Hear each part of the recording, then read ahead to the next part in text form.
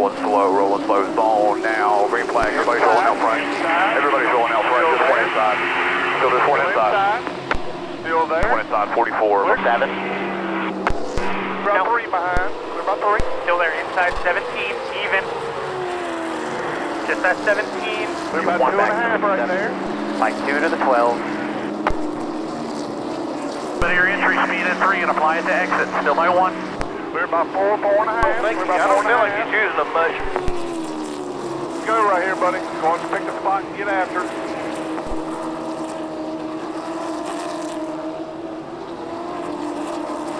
There you go, outside. Yellow. Competition caution has been reached. He beats you to the center of turn 1, but you pull him up off the corner. Doing what you're doing.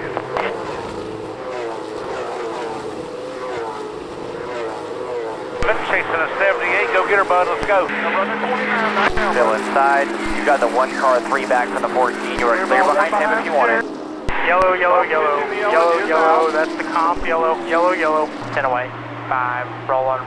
Everybody's rolling. Inside. Still there. Still inside. Still there. Still there. Nice, buddy. Keep being smooth there.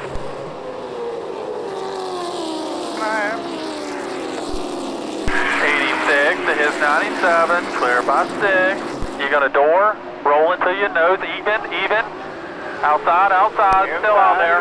Still there. 81 only here, still there. Inside. Still there. 81 only, Still there. still out there. Hold the brake, we're dead. Just got super tight underneath him. Not from here. It's okay, we're not worried about that. We're worried about getting the car fixed. The ductwork might be okay, so we may not have to rip the nose off of it. May just need to put tire on the left front. Go. Still there? Still inside. Still there, even? Back to the 29-year lane. Still inside. Let's get us a flag.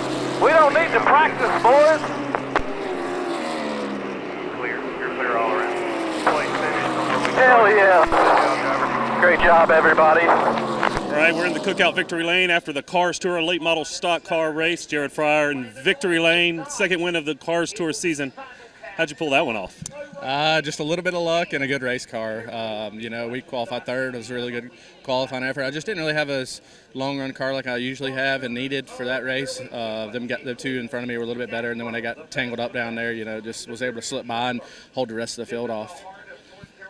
Were you in just shock when you saw what they did on that restart when they got together right there almost in front of you? Not really. I seen the way that the 81 was driving the other guy early in the race. I thought it was a little aggressive, especially early in the race. I didn't really agree with it, and obviously it bit him in the butt, and he paid the price for it there. Unfortunately, the other one did too. So, it happens in racing. That's how it goes. Sometimes you're the bug, sometimes you're windshield. Luckily tonight we were the windshield. Randy, the track announcer, was saying in the interview right before this that you got Tony White, one of the best spotters in the late model business here. What does it mean to have a guy like that in your ear? I was listening in, and I heard him give you some advice, tell you some words of encouragement, tell you were faster than those guys, just bide your time. But how do you process all of that? It just helps me stay calm. I've had a lot of really good spotters on top of Tony, but, I've been working with Tony ever since I started racing late models. So just kind of one of them connections where we clicked and stayed working good. And, I feel really comfortable and confident with him on the radio. I never have to look in the mirror or worry about what's going on. I feel like he paints a really good picture for me and what's going on around me. So, I made him work for it a lot, especially the last Cars Tour race. He deserved it.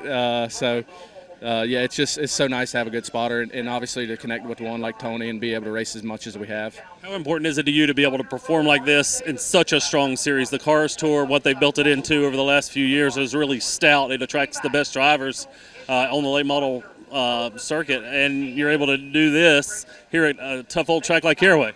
Yeah, it's very important. I mean, I'm not really a full-time guy. They really call me a part-time guy because I don't run all the races. But I really enjoyed it and like it. It's a grind to run all the races, and I don't really feel that when we run it like this. We come to racetrack fully prepared, ready to go. But it's huge to win these races, man. In my past, I've only won one a year roughly. So to get two and have good runs this year, it just means so much. You know what I mean? It just keeps the morale of the team high, the owner happy, you know, all the crew guys and stuff want to keep coming back and doing it more. So it's just really good to have good runs like this and compete for a win. That's what we all want to come out here to do. And, you know, lucky for me, it happened tonight. Jared Fryer, your winner here at Caraway in the Cars Tour Firecracker 265 late model star car race, their 125 lapper. Congratulations. Thank you, sir. I don't really know, to be honest with you. I need to go back and look at the replay and understand really what truly happened before I give an answer that I don't really need to give, to be honest with you. It just sucks when we do have that faster race car.